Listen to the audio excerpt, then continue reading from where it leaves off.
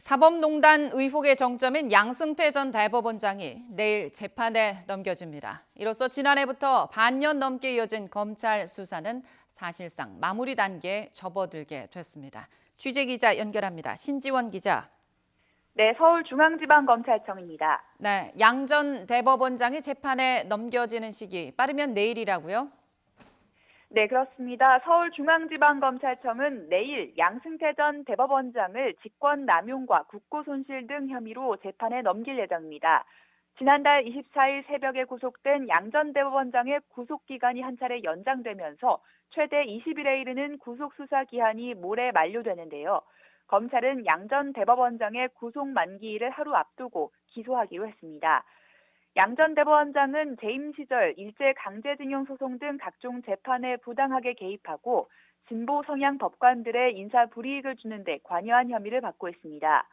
또 헌법재판소를 견제하기 위해 파견 판사를 통해 기밀을 유출하고 공보관 예산을 법원장들의 경력금으로 주는 등 본래 용도와 다르게 쓴 혐의도 있습니다.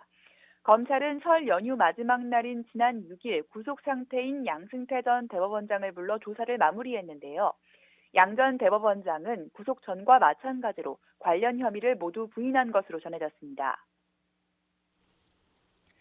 그동안 사법농단 의혹으로 100명이 넘는 전현직 판사들이 검찰 조사를 받았는데 관련자들, 다른 사람들은 어떻게 됩니까?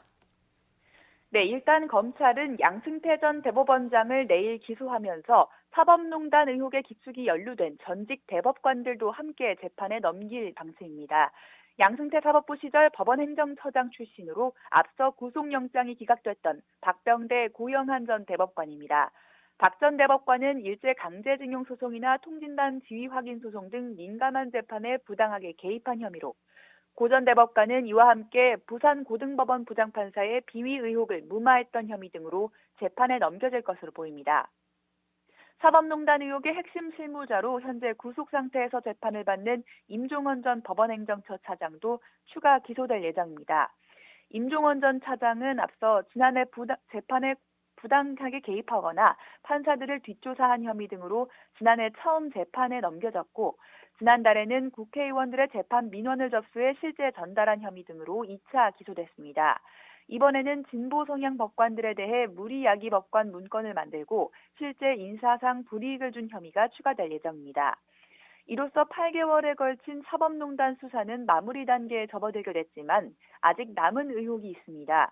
일단 양승태 사법부에 재판 민원을 제기했던 전현직 국회의원들에 대한 수사 여부도 검토해야 하고요.